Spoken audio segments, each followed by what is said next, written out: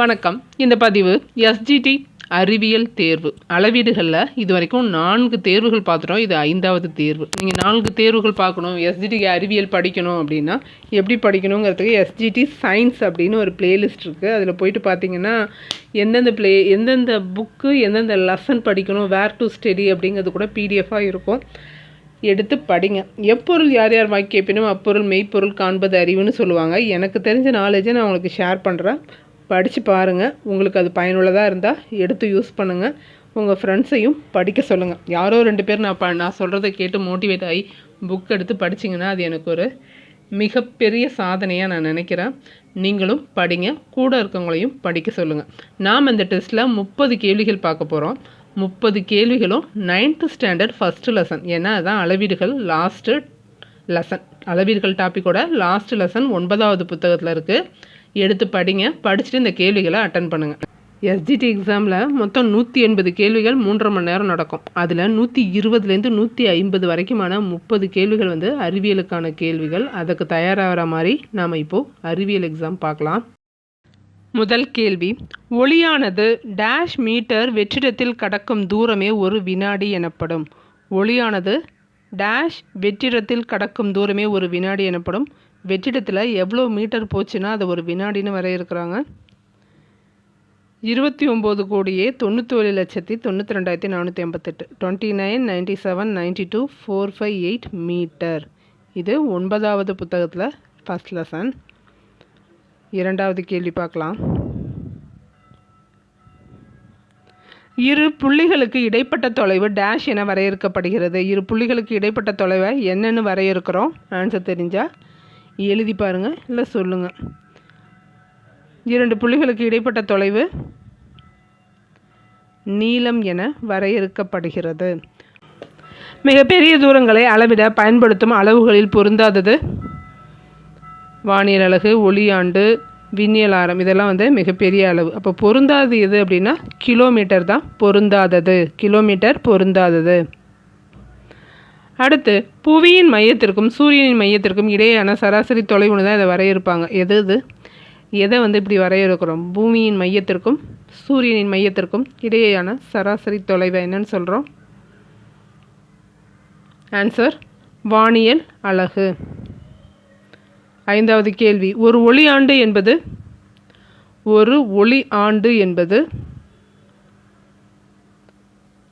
9.46 × 10⁻15. 9.46 × 10⁻15. ஒரு விண்ணியல் ஆரம் என்பது 3.26 ஒளியாண்டுகள். 3.26 ஒளியாண்டுகள். அடுத்து, 10⁻3 என்பது எதனை குறிக்கிறது?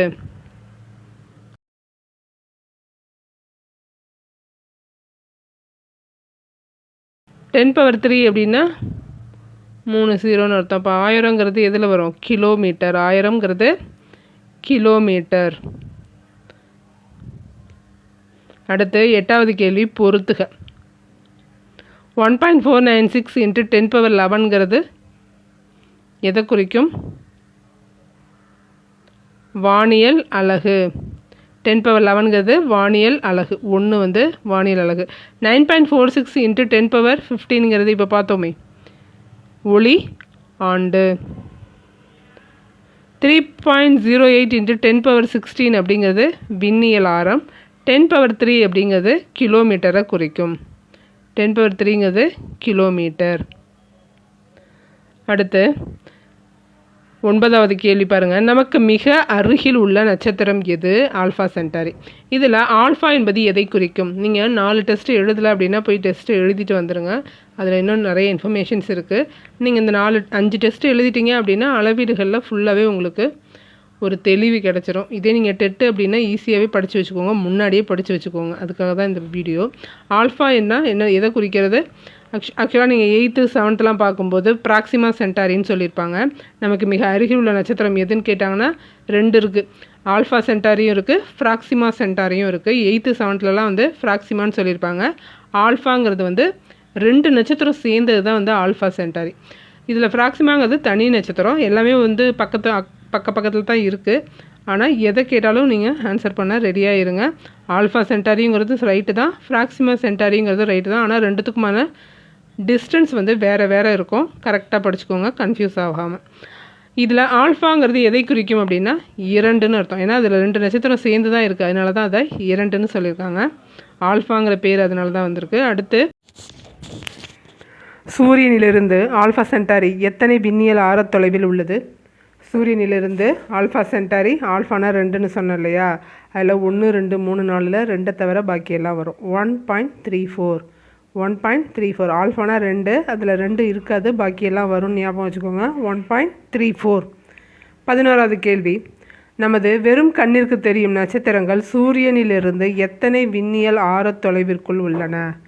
நமது வெறும் கண்களில் தெரியும் நட்சத்திரங்கள் சூரியனிலிருந்து 500 விண்ணியல் ஆரத்தொலைவில் உள்ளன. 12வது கேள்வி, ஒரு மூலக்கூறுவில் உள்ள இரு அணுக்களுக்கு இடையேயான தொலைவு, உட்கருவின் அளவு, ஒளியின் அலை நீளம் போன்றவற்றை அளவிட நாம் பயன்படுத்துவது எதை பயன்படுத்துகிறோம்? 12வது கேள்வி ஆன்சர் 10ன் துணை பன்மடங்குகளை பயன்படுத்துகிறோம். 10ன் துணை பன்மடங்குகள். 13வது கேள்வி, துணை பன்மடங்குகள் டேஷ் என்ற அலகால் அளவிடப்படுகின்றன. துணை பன்மடங்குகள் டேஷ் என்ற அலகால் அளவிடப்படுகின்றன. ஆன்சர் ஆங்ஸ்ட்ராம் என்ற அலகால் அளவிடப்படுகிறது.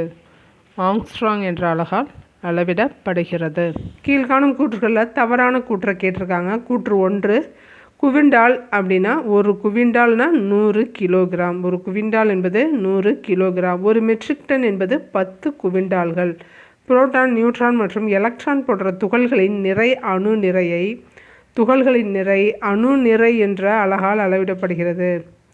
அணு நிறை என்பது கார்பனின் அணு நிறையில் 10ல் 1 பங்கு அப்படின்னு சொல்லியிருக்காங்க. இதில் எது தவறானதுன்னு கேட்டிருக்காங்க. ஆன்சர் கார்பனின் அணு நிறையில் 10ல் 1 பங்கு கிடையாது, 12ல் 1 பங்குன்னு வரணும். அடுத்து 15வது கேள்வி, ஒரு ஆம்ஸ்ட்ராங்கிறது என்னது? இப்போ தான் சொன்னேன் நான், 10⁻⁻10 அப்படிங்கிறது தான் ஒரு ஆங்ஸ்ட்ராங். ஒரு கிராம் அப்படிங்கிறது 1000 கிராம் சேர்ந்தது தான் வந்து ஒரு கிலோகிராம் இல்லையா? அப்போது 1000ஆல் வகுத்தா என்ன கிடைக்கும்? 1 1000ஆல் வகுத்தா 3 ஸ்தானத்தள்ளி புள்ளி வரும். 0.001 அப்படிங்கிறது தான் ஆன்சர். 0.001ங்கிறது ஆன்சர். அடுத்து 17வது கேள்வி, கீழ்கண்ட கூற்றுகளில் தவறானதை கண்டறி. கிலோமீட்டரில் கிலோ என்பது முன்னீடு. முன்னீடு என்பது 10ன் அடுக்கில் உள்ள நேர்குறி அல்லது எதிர்குறியை குறிக்கும்.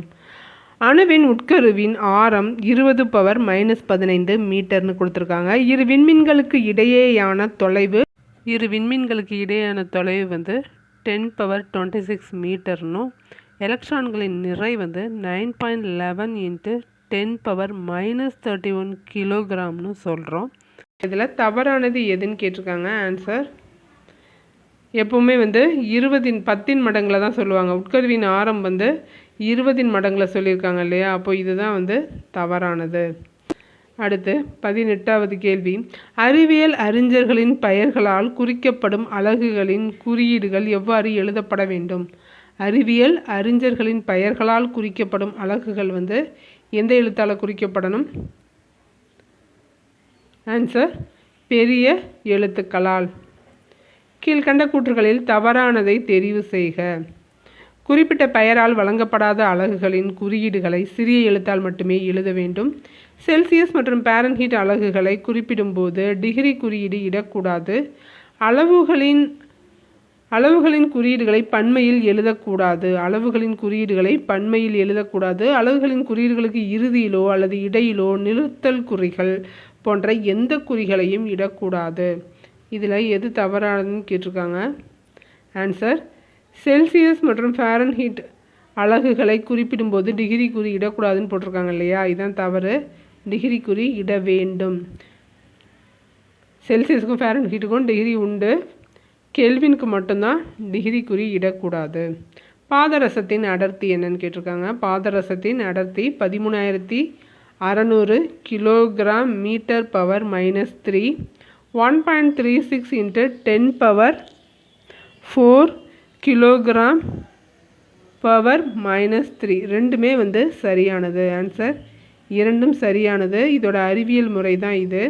பாதரசத்தின் அடர்த்தியோட அறிவியல் முறை 1.36 into 10 power 4 kilogram metre power -3 அப்படிங்கிறது தான் வந்து அறிவியல் முறை.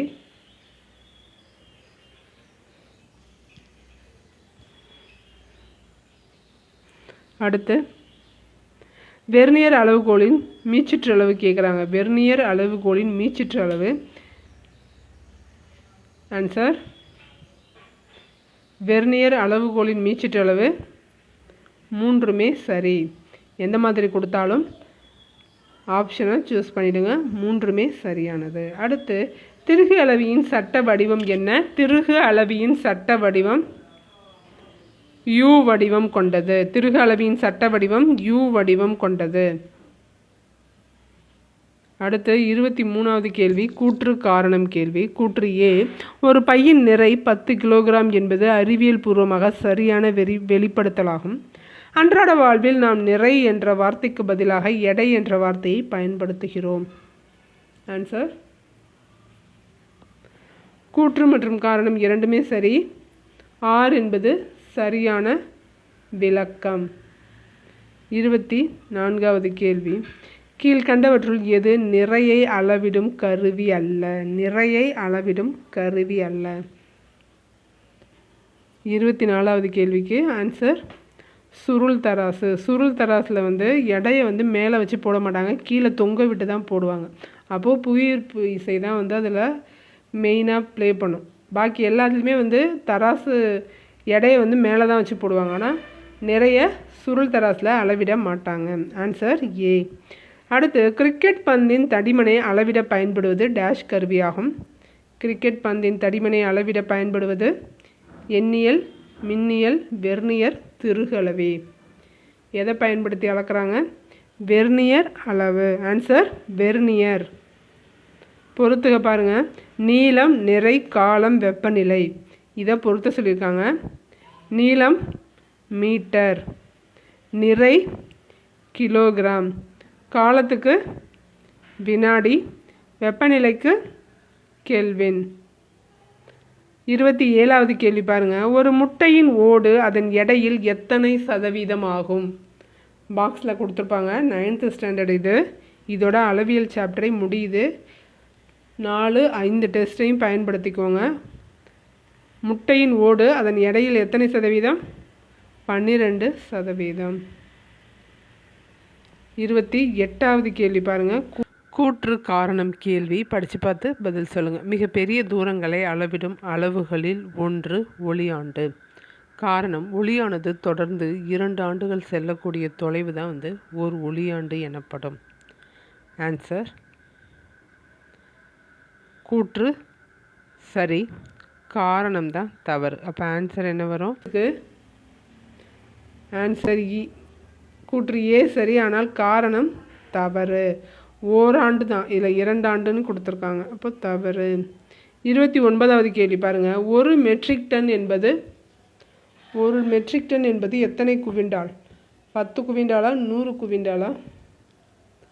29க்கு ஆன்சர் 10 குவிண்டால். ஒரு மெட்ரிக் டன் என்பது 10 குவிண்டால். 1000 கிலோகிராம் தான் ஒரு மெட்ரிக் டன். ஒரு பொருளின் மீது விசை செயல்படுத்தப்படும் போது பொருளின் டேஷ் மற்றும் டேஷ் மாற்றம் அடைகிறது. ஒரு பொருள் இருக்குது, அது மேலே நம்ம விசையை செலுத்துகிறோன்னா அதில் என்ன நிகழும்னு கேட்டிருக்காங்க. எது மாறுபடும்? வேகம் மற்றும் திசை மாறுபடும். 31வது கேள்வி. சாதாரண பொது தராசில் எத்தனை கிலோ வரை துல்லியமாக அளவிட முடியும்? சாதாரணமாக பொது தராசில் கடையில் வச்சுருப்பாங்க இல்லையா, அதில் எத்தனை கிலோ வரைக்கும் தான் துல்லியமாக அளவிட முடியும்? 31க்கு ஆன்சர் 5 கிலோ. 31க்கு ஆன்சர் 5 கிலோ. 32வது கேள்வி. பூமியில் ஒரு மனிதனின் நிறை 50 கிலோகிராம் எனில் அவரின் எடை என்பது என்ன?